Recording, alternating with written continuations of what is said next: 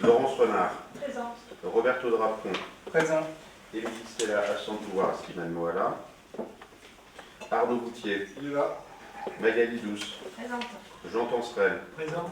Eliane Golliot, absent de pouvoir à Yolande Robon. Brigitte Boucher, absent de pouvoir à Fabienne Belinveil. Denis Guyard. Présent. Raymond Bescot. Présent. Yolande Robon. Présente. Fabienne Belinveil. Présente. Patrick Marquet. Présent. Gary Gondéguerre, absent de pouvoir à Christelle Guillard. Denis Vergniaud. Présent. Slimane Moala. Présent. Christelle Guillard. Présente. Salem Labrague, absent de pouvoir à Roberto Drapon. Charles Renard, absent de pouvoir à Laurence Renard. Nicolas Largès. Présent. Caroline Nignou. Absent. Isabelle Salomé, absent de pouvoir à Étienne Dervin. Anne Dedon. Présente. Stéphane Bouchard. Absent. Étienne Dervin. Présent. Benoît Toulec, absent, pouvoir à Anne Dedon. Nous avons le quorum, nous allons donc pouvoir délibérer. Et en premier lieu, on va choisir notre secrétaire de séance. Je vous propose Frédéric Dulac, sauf si d'autres personnes veulent s'y coller demain pour faire l'ensemble des signatures. Donc Frédéric Dulac sera notre secrétaire de séance. Et nous allons débuter par l'approbation du dernier compte-rendu, c'est-à-dire du 6 octobre. Je n'ai pas reçu de remarques. Est-ce qu'il y en aurait? Raymond Bescot. J'ai pas une remarque, j'ai une interrogation. Comment dire? Je me demande à quoi servent les échanges que l'on a dans ce conseil municipal. Je lis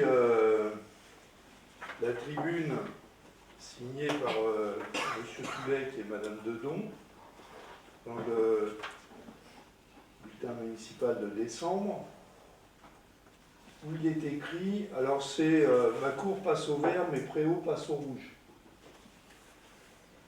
On sait, on a échangé ici, on vous a donné un certain nombre d'informations. On vous a d'ailleurs redemandé un interlocuteur sur ces questions concrètes des travaux. En vain, on n'a toujours personne. Si, je suis venue à la commission. Non, mais je parle d'un interlocuteur de tous les jours, comme on a toujours fait. C'est-à-dire que quand on rencontre un problème technique particulier, savoir qui est notre interlocuteur pour le suivi de tel chantier, quelque chose comme ça.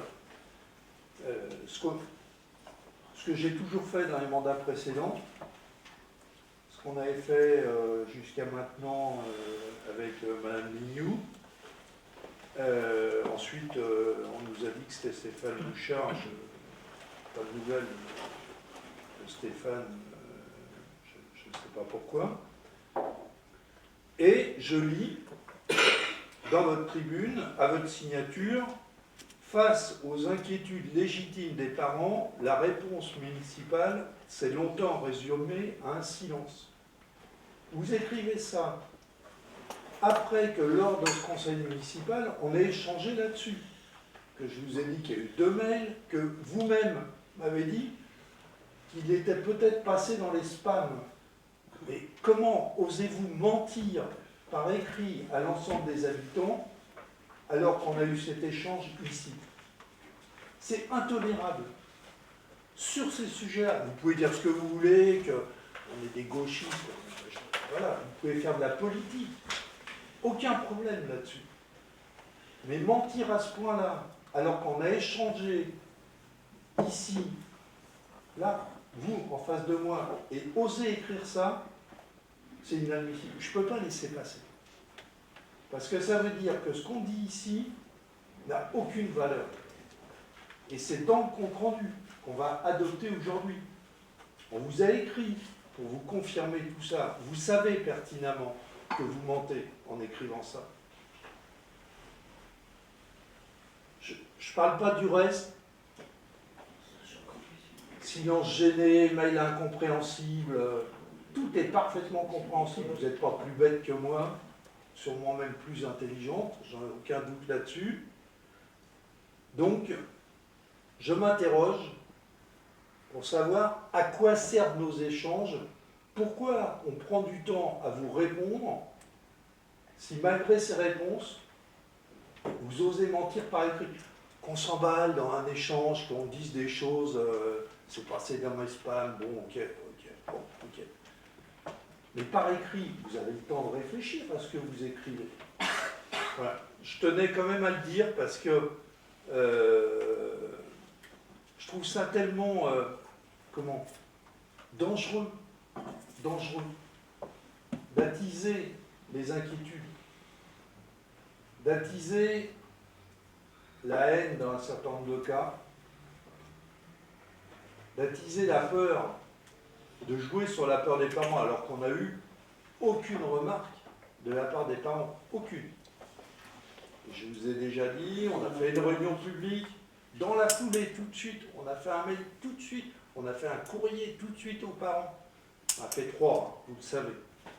On a fait un courrier le 17 avril, on a découvert les choses le 11 avril, on a lancé le bureau de contrôle le 16 avril, on a fait le courrier le 17 avril, on a fait un courrier le 2 septembre, on a fait un courrier le 13 octobre, et vous osez écrire.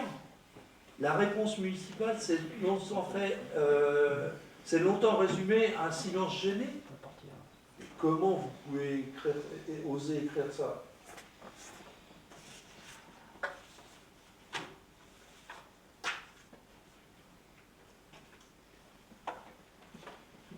Merci Raymond. Y a-t-il d'autres interventions sur le compte rendu?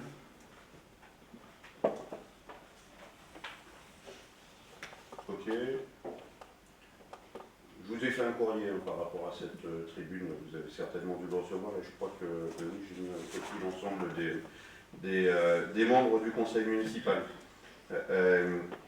Et comme je le mettais à la fin de ce courrier, évidemment, ma porte reste toujours ouverte, comme depuis le début du mandat. Malheureusement, personne de l'opposition ne l'a franchi. Mon téléphone est toujours accessible, vous le savez.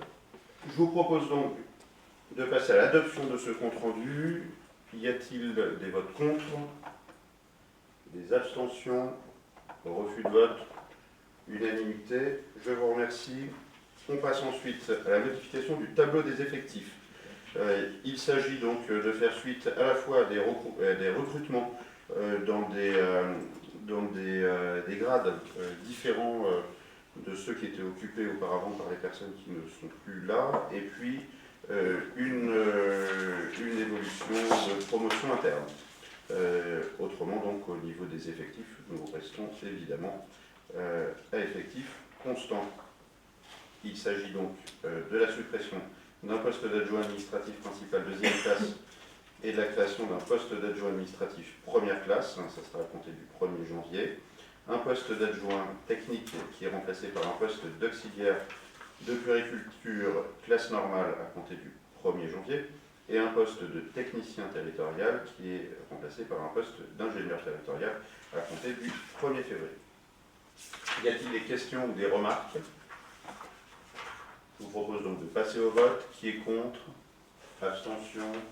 Refus de vote? Unanimité?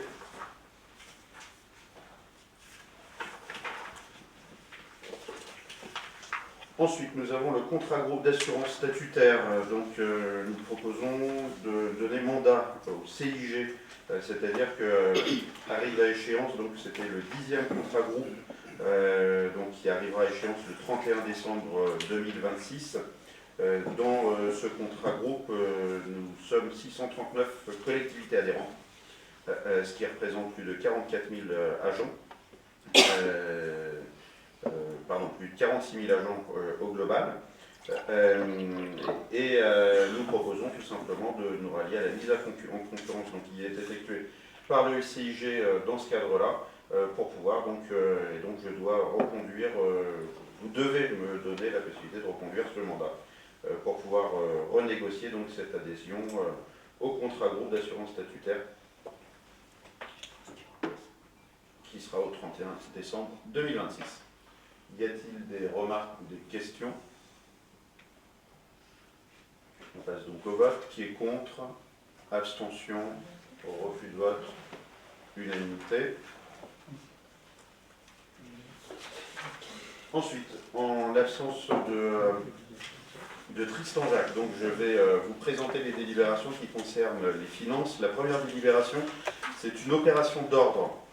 Cette opération d'ordre, en fait, elle fait partie de notre travail, on va dire, de nettoyage avec le Trésor public, tout simplement dans le but de pouvoir passer en 2026 au compte financier unique. Donc vous trouverez un certain nombre d'opérations qui doivent nous permettre de corriger quelques détails, notamment de suramortissement de certains investissements. Tout ce travail-là se fait donc de manière très fine avec le Trésor public. Voilà, on sera peut-être amené à avoir d'autres présentations de ce type encore dans les prochains mois. Est-ce qu'il y a des questions ou des remarques? Je vous propose donc de passer au vote. Qui est contre? Abstention? Refus de vote? Unanimité. Merci. Autre délibération que nous avons de temps en temps qui concerne donc une admission en non-valeur pour des créances irrecouvrables. Donc là c'est suite au retour justement de notre comptable public sur des recettes donc, qui sont proposées en admission en non-valeur en 2025. Il y a des recettes éteintes, des créances éteintes en 2023. Et puis il y en a d'autres qui étaient sur 2021, voire même jusqu'en 2019. Le montant global de cette admission en non-valeur est de 5 116,86 €. Pour votre information, nous sommes sur un taux de recouvrement sur l'exercice précédent, donc exercice clos, un taux de recouvrement à 99%, donc autant dire un taux de recouvrement bon. Et sur l'exercice qui n'est pas encore clôturé, nous sommes déjà à 97%, ce qui est aussi très bien. Est-ce qu'il y a des remarques ou des questions? Je vous propose donc de passer au vote. Qui est contre? Abstention? Refus de vote? Unanimité. Cette fois-ci, il s'agit d'une décision modificative. Et là, donc, dans ce cadre-là, il s'agit également de discussions que nous avons avec le Trésor public et qui nous demande, puisque la cession à l'euro symbolique appauvrit finalement le patrimoine de la commune, il convient de pouvoir l'amortir en passant un certain nombre d'écritures d'ordre, donc des écritures d'ordre dans lesquelles on augmente en fonctionnement les dépenses que nous avons prévues. Là ça concerne la cession à l'euro symbolique de Capado, et donc qui est sur une valeur vénale du bien à 1 230 000 €. Ce qui fait que donc nous devons d'un côté augmenter en fonctionnement sur un chapitre. Cette augmentation sur un chapitre est financée par la réduction du virement à la section d'investissement. Donc vous retrouvez les 1 230 000 € de chaque côté. Et ensuite, rebelote côté investissement, où on diminue le virement de la section de fonctionnement pour augmenter les crédits d'amortissement, et donc pareil sur le même montant, 1 230 000 €. Ce sont des délibérations qui évidemment dévoile toute la simplification de notre gestion administrative. Je ne sais pas s'il y a des questions. Je vous propose donc de passer au vote. Qui est contre? Abstention? Refus de vote? Unanimité? Je vous remercie. Parce que sinon, je ne sais pas comment on peut faire. Ensuite, une délibération classique à cette période, ce sont les anticipations sur les crédits d'investissement. Donc en attendant le vote du budget pour permettre aux services de fonctionner. Donc il s'agit d'ouvrir 25% des crédits qui ont été ouverts en 2025 évidemment sans les rester réalisés pour pouvoir donc assurer ce fonctionnement. Vous avez les montants donc, sur les immobilisations incorporelles à 56 500, les immobilisations corporelles à 130 250 euros et les immobilisations en cours 1 243 708,60 euros. Voilà. Est-ce qu'il y a des questions ou des remarques à ce sujet? Nous vous proposons de passer au vote. Qui est contre? Abstention? Refus de vote? Unanimité? Merci.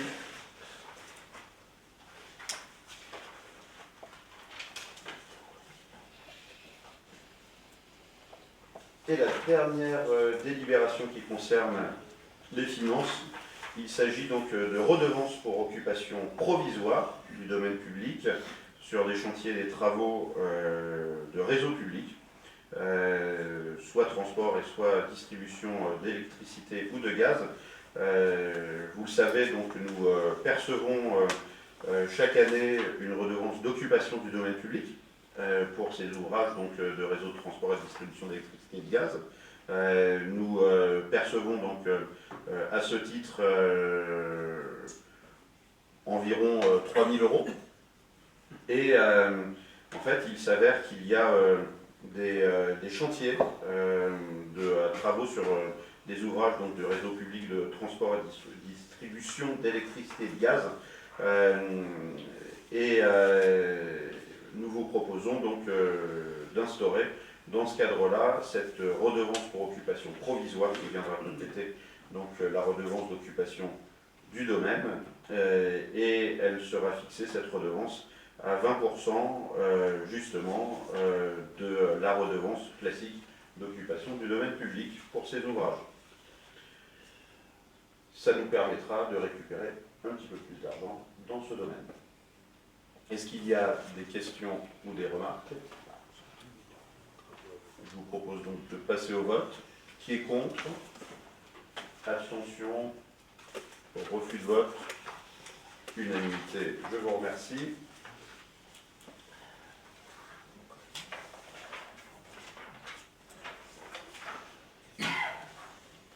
Je continue pour remplacer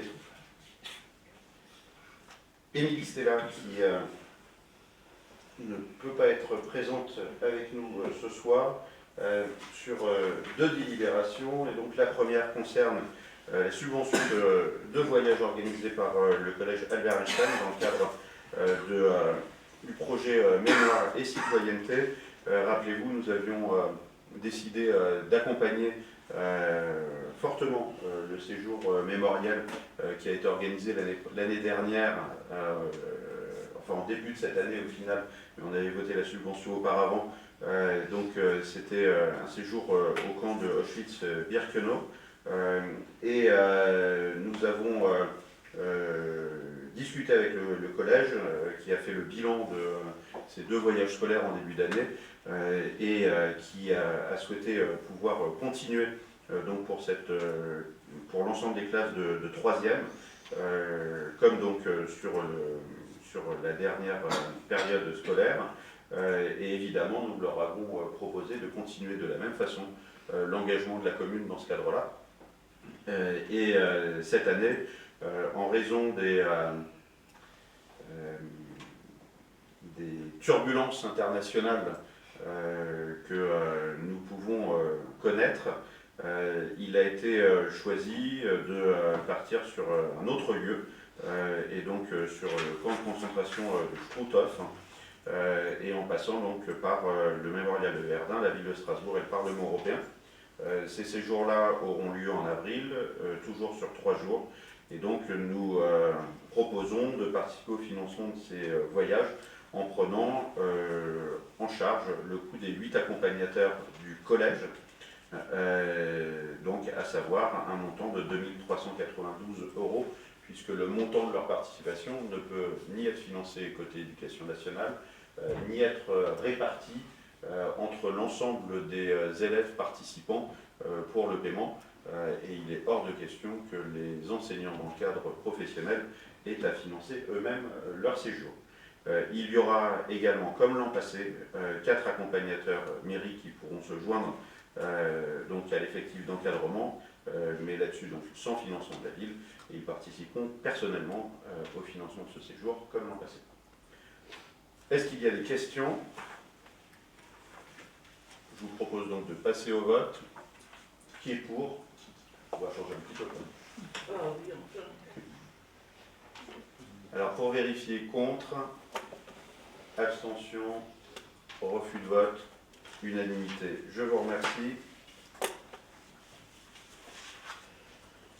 Ensuite, il s'agit du renouvellement de notre entente intercommunale avec la ville de Trappes concernant la production donc, mutualisée de repas pour à la fois les enfants d'élémentaire et de maternelle et puis pour la petite enfance.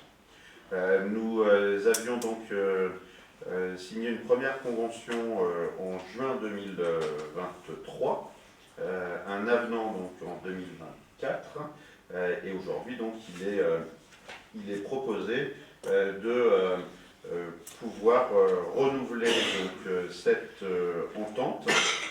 Ce que je peux vous dire, après plus de 2 ans de fonctionnement, c'est que le bilan est plutôt très positif. D'abord, on a constaté, et on l'a constaté dès le début finalement de ce travail en commun, une amélioration des repas, de la qualité des produits, et puis des recettes aussi, et finalement de la variété des plats qui peuvent être servis. On a en place ce qu'on appelle le bien manger. C'est un outil qui nous permet d'évaluer finalement par le retour des enfants ce qu'ils pensent de ce qu'ils mangent dans nos restaurants scolaires. C'est une note donc, qui est donnée au plat, une note donc, qui va de 1 à 4, 4 étant la meilleure note. Et cette évaluation est faite donc à la fin du service en échangeant avec les enfants sous la responsabilité des animatrices et des animateurs. Dans ce cadre-là, donc sur les 2 derniers mois qui ont été étudiés, qui sont mai et juin 2025, on a plus de 80% des notes qui sont supérieures à la moyenne sur donc l'ensemble des plats proposés. Et évidemment, je dis évidemment parce que en fait, quand on en discute avec aussi les professionnels de la restauration de manière générale et toutes les communes alentours, eh bien, il se trouve que les plats notés entre 3 et 4 sont en général toujours les viandes, poissons, laitages, desserts et féculents, qui sont finalement les éléments les plus appréciés des enfants. Et puis les plats qui sont moins bien notés, mais qui restent très majoritairement dans la moyenne, ce sont les entrées. Ce sont souvent des crudités. Par exemple, quand il y a potage, c'est l'inverse. C'est vraiment très apprécié, surtout que c'est des potages maison. Et puis donc les entrées, les légumes et les plats végétariens. Mais encore une fois, donc, tout cela reste très majoritairement au-dessus de la moyenne. Également, il y a eu un travail qui a été fait sur les assaisonnements qui sont faits directement sur place. Et puis, on continue de travailler en lien avec la nutritionniste et puis l'ensemble des agents de nos restaurants sur la présentation des repas dans les assiettes, sur l'explication, la familiarisation avec les différents ingrédients, puisque nous menons une éducation au goût qui est importante pour le développement des enfants. Sur 2025, concernant le respect des critères de la loi Egalim, nous sommes très largement au-dessus des minima qui sont demandés dans le cadre de cette loi, c'est-à-dire que nous sommes à 62% de produits de qualité, avec une amélioration de 3 points par rapport à 2024, et nous en sommes à 47% de produits bio, dont le pain qui est fourni par Budibio. Budibio, donc un boulanger fermier. En 2025, le bilan financier présente une différence de plus 10 000 euros. Sachant que le montant exact sera totalement vérifié d'ici le 31 décembre 2025. Cette augmentation est due à une augmentation du coût des denrées liée à notre objectif d'obtention justement du label Ecocert 2 que je vais expliquer puisque nous allons l'obtenir là pour 2026. Et puis sur des questions de coût de maintenance et surtout de coût d'énergie. Pour rappel, en 2024, nous avions à l'inverse eu une déduction de facture de 15 500 euros. Donc vous voyez que voilà, on est toujours un petit peu à peu près, alors c'est sur un budget de 780 000 euros. Hein. Donc voilà, on a donc un écart de 10 à 15 000 dans un sens ou dans l'autre, suivant les années.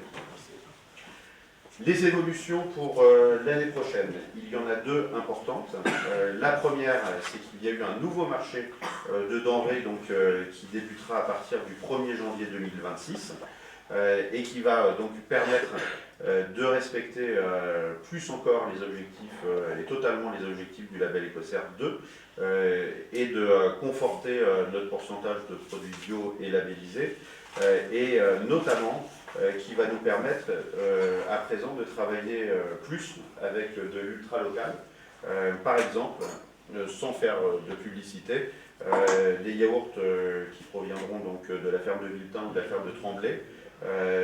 Par exemple, les huiles, les lentilles qui viendront de la plaine de Versailles, et puis d'autres, voilà, j'ai pas forcément en tête. Mais notre objectif commun avec la ville de Trappes dans le cadre de l'entente intercommunale est de multiplier au fur et à mesure le nombre de produits en local et aussi en ultra local comme c'est le cas là-dessus. Je vous évoquais donc la labellisation Ecocert niveau 2. C'est un label qui certifie les cuisines. Et donc là notamment donc, la cuisine qui est basée, notre cuisine qui est basée à Trappes.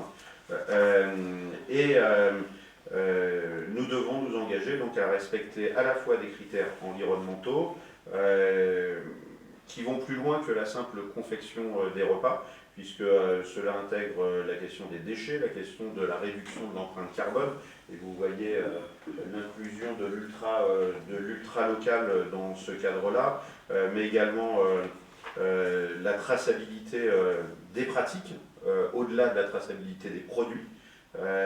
L'objectif est, dans le cadre de ce label, de pouvoir limiter au maximum l'impact écologique de la production d'alimentation. Et ce label inclut de son côté donc, des minima.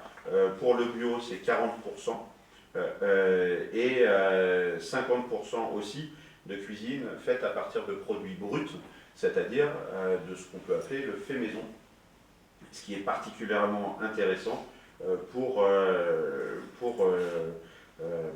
nos enfants ensuite dans les cantines. Et puis il y a aussi la limitation des plastiques, la formation des cuisiniers. Dans ce cadre-là, donc, vous voyez les différents coûts des repas et l'évolution donc, de ces coûts entre 2024, donc le 1er septembre 2024 et le 1er janvier 2026. Il y a certains éléments donc, qui augmentent, un élément qui reste au même tarif. Ça inclut évidemment pas uniquement les denrées, Mais par contre, ça inclut spécifiquement, on parle bien de la production des repas, qui est une partie, je vais dire, infime de la question en fait, du temps du midi. Puisque le temps du midi, il y a la production des repas, mais derrière, il y a aussi tout ce temps d'animation, d'accompagnement des enfants, de service, qui n'est pas donc dans cette partie-là de production des repas. Voilà. Et tout ça donc est basé sur évidemment les effectifs prévisionnels que nous aurons et donc sur une participation financière qui est sur 780 000 € pour l'ensemble de l'année. Voilà ce que je peux vous dire sur cette entente intercommunale. Maintenant, si vous avez des questions, n'hésitez pas. Pas de questions? Eh bien écoutez, je vous propose donc de passer au vote. Qui est pour?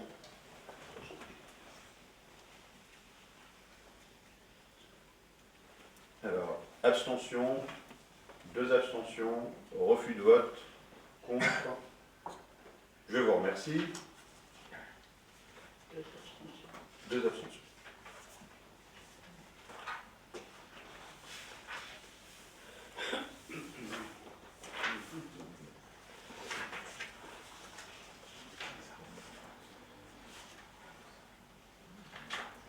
Ensuite, on va parler donc du barème de l'arbre, et notamment donc, dans le cadre du plan canopé de Saint-Quentin-du-Vide, et je vais laisser la parole à Laurence.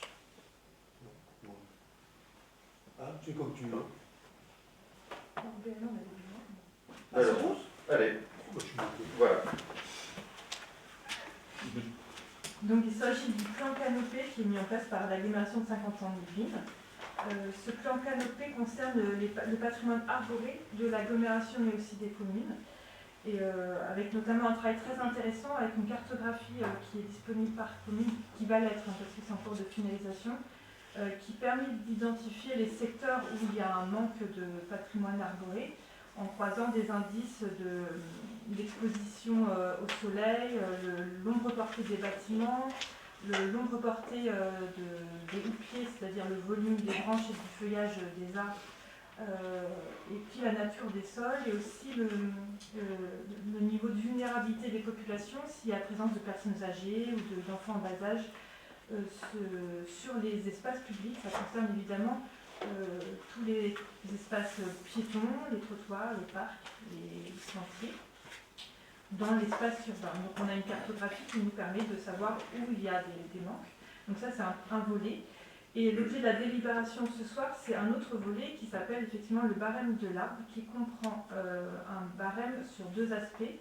Celle qu'on appelle la valeur intégrale de l'arbre, qui permet de donner une valeur monétaire à un arbre, en prenant compte de son essence, de son âge, de la taille de son pied, de sa hauteur, de l'endroit où il est, s'il est isolé, s'il est en groupe, etc.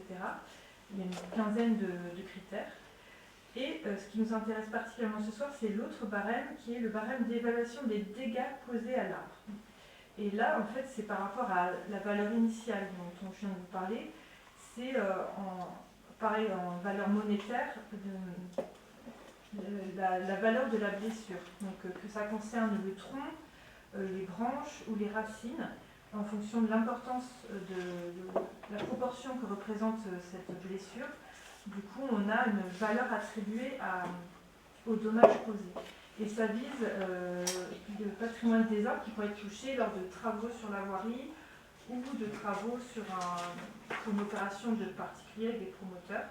Et du coup, de pouvoir appliquer un dédommagement en cas par rapport au préjudice causé.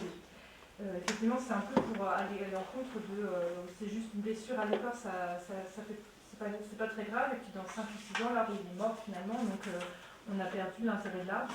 Ou tout simplement de dire on va le remplacer par un arbre, sauf qu'un arbre qu'on plante qui sort de pépinière n'a pas du tout la même valeur qu'un arbre qui a 20, 30, 40 ans. Donc là, l'objet de la délibération, c'est de permettre au maire de mettre en œuvre cette action de dédommagement en pouvant avoir la possibilité d'ajouter un montant à l'indemnité liée aux dégâts causés et de pouvoir émettre un titre de recette et un versement sur le budget de la commune. Et donc c'est un dispositif le barème de l'arbre, c'est un dispositif qui est en libre accès, hein, c'est des outils qui sont en ligne, mais qui ont été largement développés dans d'autres collectivités de taille tout à fait variée. Donc voilà, donc on s'appuie sur cette expérience et l'agglomération a déjà pu appliquer ces indemnités sur des travaux très récents. Merci Laurence, et je confirme l'application, puisque dans ma délégation au niveau de l'agglomération, j'ai signé un courrier récemment pour mettre en application ce barème de l'arbre. Les actions qui sont menées aujourd'hui et le plan Canopé va être voté au conseil d'agglo de cette semaine. Le barème de l'arbre est déjà donc effectif au niveau de l'agglomération. L'objectif est que l'ensemble des 12 communes de l'agglomération le mettent en place pour que nous puissions avoir une action coordonnée dans ce cadre-là, sachant que le barème de l'arbre est un outil parmi d'autres de protection de notre patrimoine arboré. Et d'autres actions vont être menées pour pouvoir décupler aussi le nombre d'arbres dans l'ensemble de notre agglomération. Et là-dessus, que ce soit les communes, l'agglomération, et même l'ensemble des acteurs privés doivent pouvoir se saisir de tous ces dispositifs pour pouvoir faire de notre territoire un lieu dans lequel on puisse via notre patrimoine arboré, mieux lutter contre le réchauffement climatique. Quand on voit les résultats d'évolution des températures dans le monde, mais en France plus particulièrement, et dans la région Île-de-France encore plus particulièrement, où on s'aperçoit que l'augmentation des températures est plus rapide justement sur notre territoire francilien qu'en France, qui est déjà plus rapide que sur le monde entier. On a un certain nombre de travaux à envisager et une priorité à donner à ces enjeux. Est-ce qu'il y a des questions? Raymond Bescot. Ouais. Est-ce qu'il y a une application différenciée suivant les voies? J'avoue que je me pose la question. Sur les voies d'intérêt communautaire gérées donc sur la commune, ma question est liée à un point très concret, c'est les 2 arbres qui ont été carrément déracinés rue d'Esfrance. Les délibérations de l'agglomération s'appliquaient déjà ou pas? C'est pas une question piège. Oui. Le barème de l'arbre a déjà été voté au niveau de l'agglomération. Ouais. Donc pour tous les arbres qui appartiennent à l'agglomération, de gestion intercommunale, qui appartiennent, puisque payés en fait par l'agglomération, c'est l'agglomération qui gère cette partie-là. Une belle indemnisation. Mais c'est pour l'agglomération. Oui, oui. Voilà. Et donc là, nous, c'est sur notre patrimoine arboré communal que cela s'appliquera. Et donc pas sur le domaine privé non plus. Voilà, je le précise. C'est uniquement donc sur notre domaine communal. Y a-t-il d'autres questions? Je vous propose donc de passer au vote. Qui est pour? Alors, pour vérifier, contre, abstention, refus de vote, unanimité. Je vous remercie. Ensuite, pour Raymond Bescot,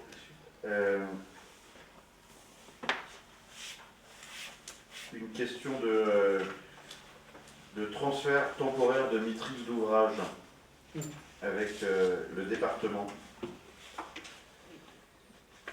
Ça concerne donc un transfert de maîtrise d'ouvrage pour la pose et l'entretien de 2 coussins lyonnais sur la route départementale 195 au niveau du hameau de Buloyer. Comme dans un certain nombre d'endroits sur la commune, depuis longtemps, nous échangeons avec le département, l'agglomération, pour trouver des solutions permettant de limiter la vitesse et de sécuriser la traversée du hameau.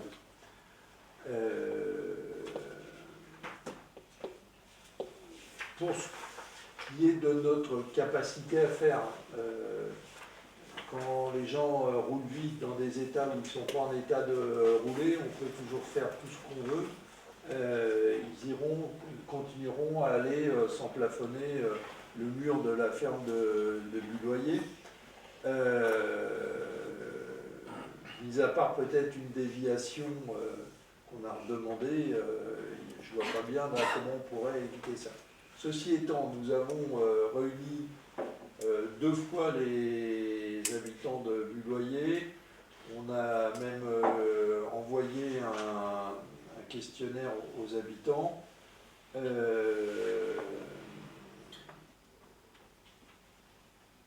On a écrit au département pour faire part des demandes des habitants sur des dispositifs différents, pose de radar pédagogique, création de chicane, enfin je liste ce que les gens ont proposé, mise en place de feux. Pour l'instant, le département a seulement accepté la pose de coussins lyonnais, donc des coussins en plastique, ce qu'on ne voulait pas, ça ne tient pas, ça fait du bruit. Voilà. Donc, on a, après échange avec le département, il y a eu un accord du département pour dire on veut bien les poser, mais en gros, vous payez la différence, le petit surcoût qu'il y a sur des coussins en béton. C'est une solution qui a été acceptée par une majorité des gens qui ont répondu au questionnaire, pour être tout à fait exact, mais pas par une majorité des gens consultés. Bon, ça fait l'objet d'un débat avec les habitants. Il faut quand même qu'on trouve une solution là pour faire baisser la vitesse. On a fait de nombreux enregistrements, on a enregistré des pointes à plus de 100 km/h.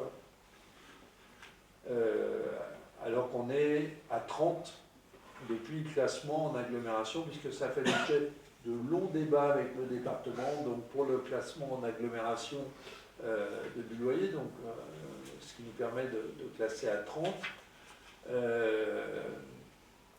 Sans dispositif particulier, on continuera à avoir des vitesses quand même aussi importantes, d'autant plus qu'on a l'école et maintenant il y avait déjà du monde qui allait prendre le bus, vous connaissez la configuration du hameau. Les responsables de Graines d'Avenir de l'école nous disent que c'est quand même extrêmement risqué d'avoir les élèves là qui cheminent dans ces conditions-là. Pour y aller régulièrement, y compris avec la police municipale ou des gilets jaunes, c'est vrai que c'est pas rassurant du tout. Voilà. Donc, je vous passe les détails, mais la décision a été prise d'installer ces dispositifs. Pour être tout à fait exact, on a convenu, et j'ai pris l'engagement auprès des habitants, donc ça engage moi, mais ça engage y compris futures équipes, je pense, de faire un bilan avec eux par rapport à leurs craintes, vibrations, bruit, voilà. Et de refaire un bilan sur l'installation de ces dispositifs. Sans écarter, et c'est aussi l'engagement du département, de dire on met cette première phase en œuvre et on tirera les enseignements de cette première phase pour voir s'il y a autre chose à faire sur cet endroit. Voilà. J'ai pris un peu de temps parce que ça a fait l'objet quand même de beaucoup de débats avec les habitants du hameau, dont certains sont très satisfaits, dont d'autres doutent de l'efficacité de ces dispositifs. Donc,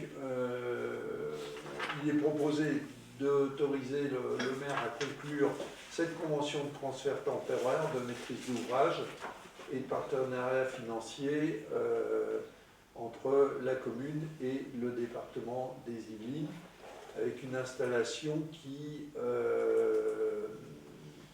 se fera assez rapidement, dès qu'on aura approuvé la convention.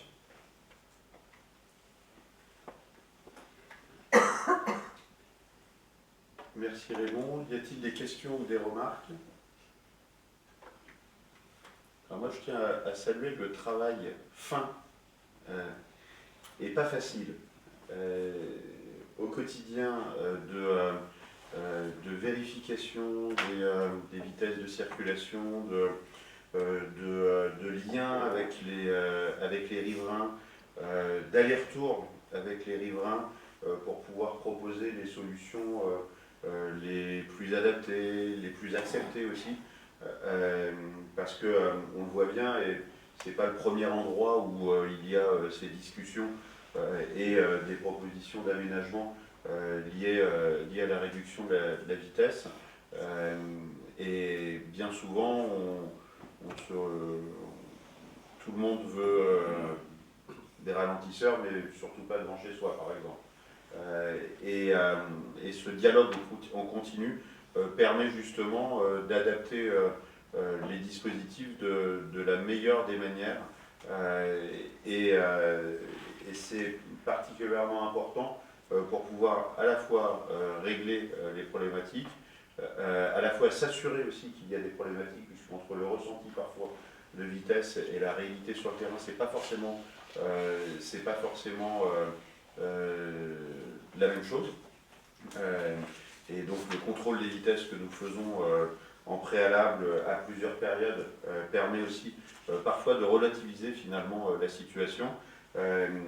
Et puis aussi, puisque là c'est un travail réalisé à la fois avec les services du département et les services de l'agglomération, ce dialogue régulier aussi entre les différentes collectivités compétentes dans ces domaines, puisqu'on se partage à 3 collectivités l'ensemble des voiries de notre commune. Et cette entente et ce dialogue régulier entre nous permet aussi d'avancer pour pouvoir régler au mieux. Et sans ce dialogue permanent, eh bien, on ne parviendrait pas à avoir l'entretien, à avoir l'entretien des marquages ou la réflexion des marquages, mais aussi ce type d'aménagement. Et donc je salue le travail des services entre eux, communes, départements et agglo, et puis le travail des élus qui vont dans ce sens-là aussi, et pareil avec les autres collectivités. Je vous propose de passer au vote. Qui est contre? Abstention? Refus de vote? Unanimité? Merci. Ensuite, une délibération en territoire durable sur un contrat avec l'éco-organisme Alcom. Laurence. Merci. Donc oui, le sujet concerne la présence des mégots dans l'espace public. C'est vrai que ces dernières années, on a eu plusieurs tentatives pour améliorer la situation, notamment une opération avec les jeunes de Capado et le parc naturel pour mettre des grilles à valoir, un petit pochoir ici comme ça à la rivière, pour sensibiliser au fait que les mégots atterrissaient finalement dans les rivières. Il y a eu des échanges avec les associations sportives et une nette amélioration sur certains endroits. Cependant, voilà, il reste des secteurs où il y a une problématique. Donc là, l'idée, c'est Alcom, c'est un éco-organisme qui est chargé de la responsabilité élargie des producteurs du tabac, et du coup qui ont un agrément pour accompagner les collectivités avec l'objectif de réduire de 40% la présence des mégots au sol, de soutenir financièrement les collectivités dans leur charge de propreté urbaine et de sensibiliser à l'impact des mégots mal jetés. Du coup, les actions prévues par Alcom, il s'agit de nous fournir des outils de communication et de sensibilisation, de nous mettre à disposition des cendriers de poche. Alors, tout ce contrat avec Alcom est calculé en fonction du nombre d'habitants et du coup, on aurait précisément 504 cendriers de poche pour Manille par an. 94 étaient noirs, donc c'est là où on frotte la cigarette pour éviter qu'il y ait des départs de feu aussi, et 10 dispositifs de rue. Il y aurait un soutien financier annuel au titre du nettoiement des rues, qui est particulièrement pénible pour ramasser les mégots, et une prise en charge des coûts de valorisation des mégots collectés séparément. Parce qu'effectivement, on avait identifié des possibilités de recycler, sachant que le filtre est quelque chose d'assez problématique, mais c'est très onéreux, très lourd à mettre en place. Du coup, le soutien financier annuel qui est apporté à Alcom, donc c'est bien Alcom qui soutient la commune, est estimé à 10 100 € pour une année pleine par an. En contrepartie, la commune s'engage à faire un état des lieux pour identifier les hotspots, donc on a déjà quelques idées évidemment, mettre en place des actions de sensibilisation et des aménagements, communiquer sur la contractualisation et remplir un bilan annuel. Voilà, et donc il s'agit d'un contrat qui est proposé entre la commune et cet éco-organisme. Merci Laurence. Y a-t-il des questions ou des remarques?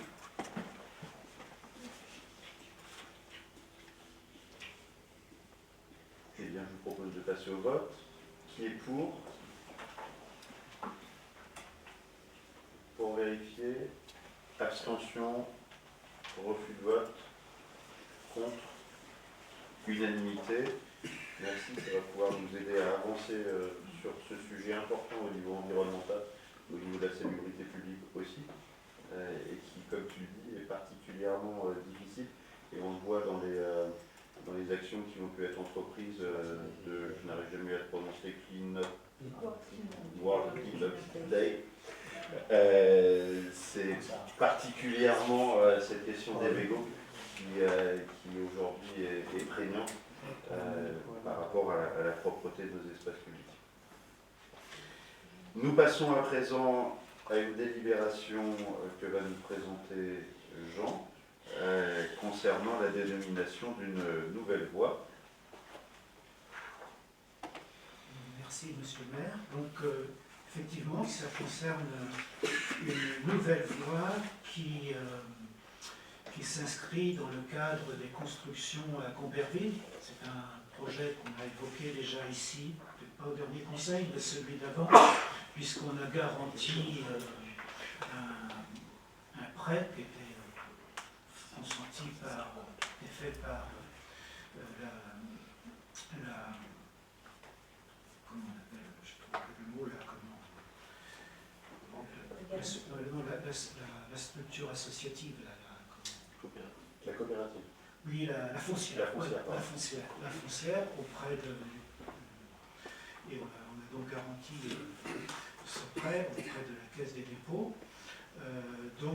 Là, c'est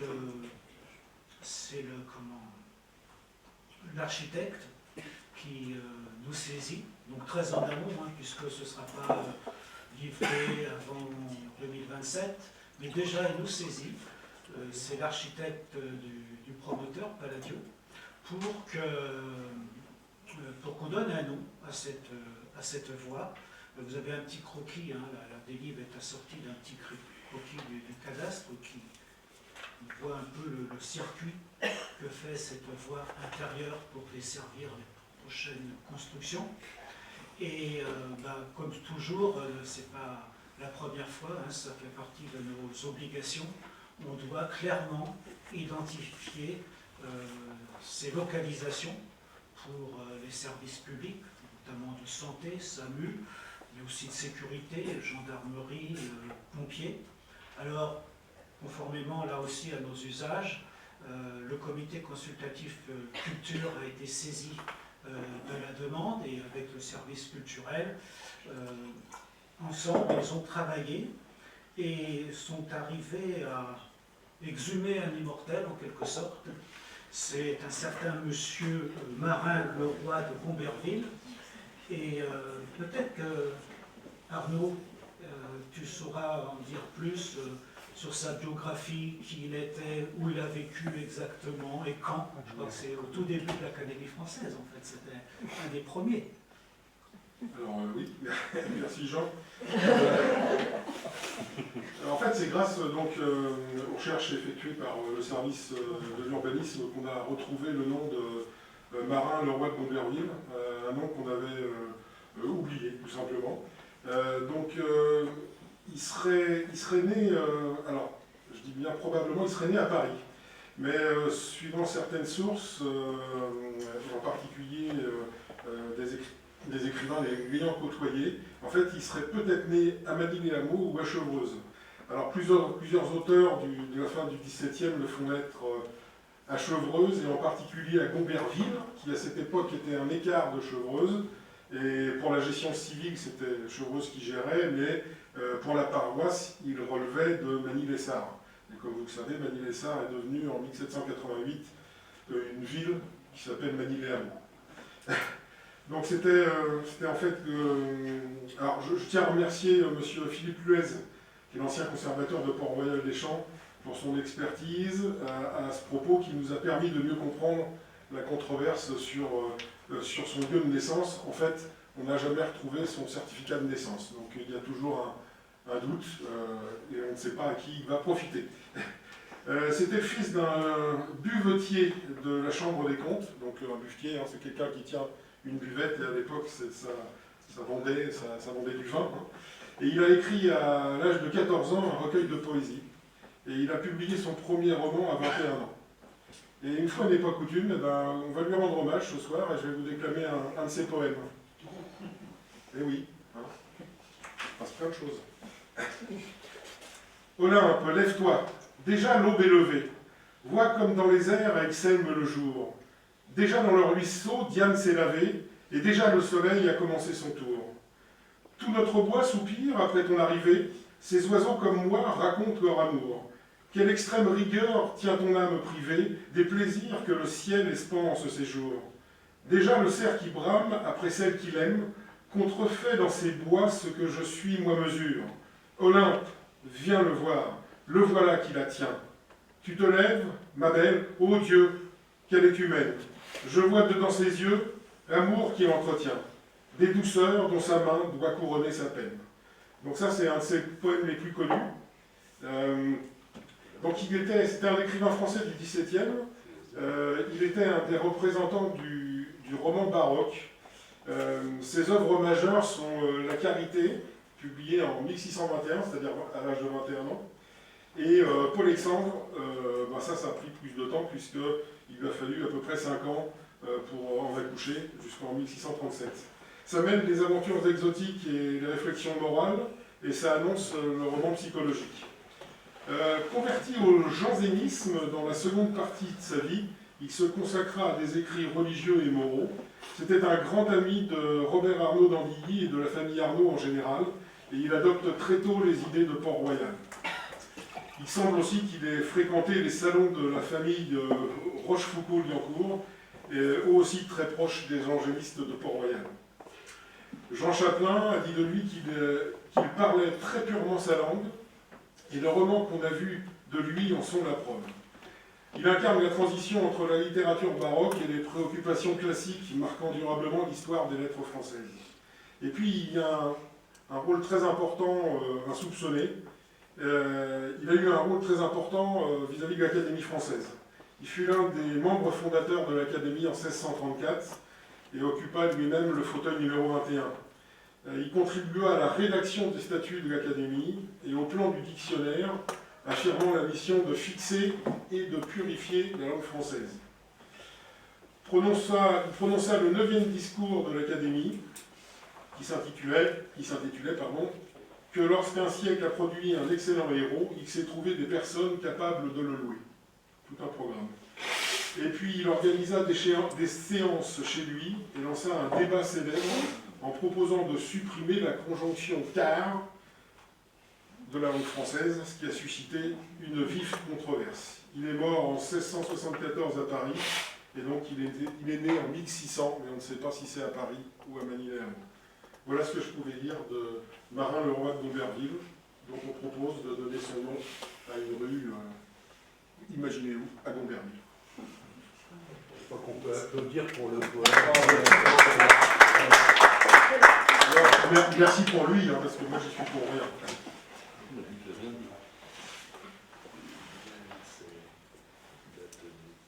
C'est donc un juste retour des choses pour un académicien manicois. On va dire manicois. Est-ce qu'il y a des questions, Yolande? Juste sur la plaque, est-ce qu'il pourra être indiqué académicien ou ancien académicien, bien sûr? Oui, bien sûr, on fera. Parce que autrement les gens Bien sûr. n'auront peut-être pas le temps ou l'envie de se plonger. Oui, il y aura effectivement dessous, on va mettre une petite notice.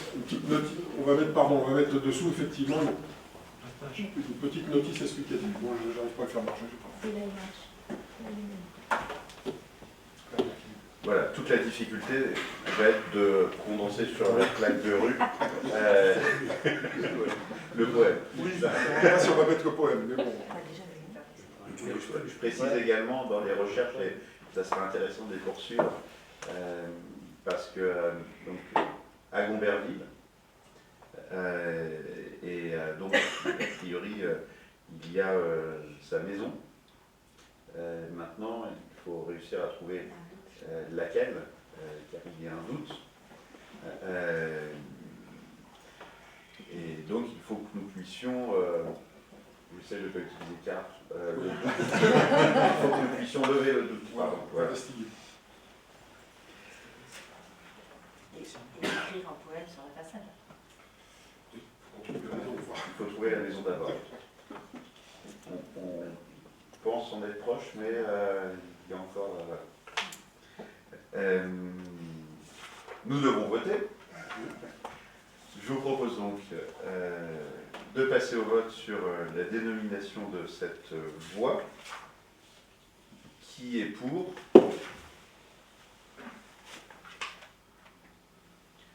Pour vérifier, abstention, refus de vote, contre, unanimité, merci.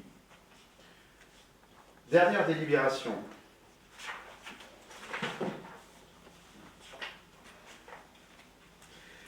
Ça concerne le CEREMA.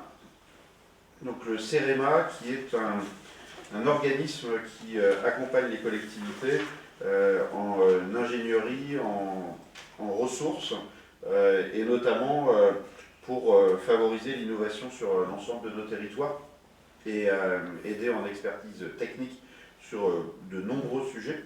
Nous sommes adhérents du CEREMA depuis 2022. Nous utilisons beaucoup le centre de ressources du CEREMA, même si nous n'avons pas encore fait appel à des prestations payantes du CEREMA sur des dossiers en particulier, mais leur centre de ressources est particulièrement intéressant et utile pour l'ensemble de nos actions, notamment sur les questions techniques, les questions de travaux ou de transformation de nos espaces publics. Nous avons aussi participé à des ateliers de partage d'expériences sur des solutions d'innovation, comme Ma Cour Passe au Vert par exemple, et des questions d'aménagement durable des écoles avec le réchauffement climatique. Et aujourd'hui, il se trouve que nous avons reçu un appel du conseil d'administration du CEREMA, qui nous a exprimé une très grosse inquiétude dans le cadre de dispositions qui sont programmées au projet de loi de finances 2026, et notamment avec à la fois des choses en fait qu'on connaît dans nos collectivités, c'est-à-dire des baisses de crédits de subvention particulièrement importantes qui s'additionnent au fil des dernières années, mais aussi de nouvelles charges obligatoires, donc là qui s'additionnent aussi, mais cette fois du côté des dépenses, et qui mettent totalement en péril en fait le modèle financier de cet établissement, qui est au service des territoires. Donc ça veut dire que s'il n'y a plus de CEREMA, nous perdons une compétence importante et très pointue au niveau de l'expertise technique.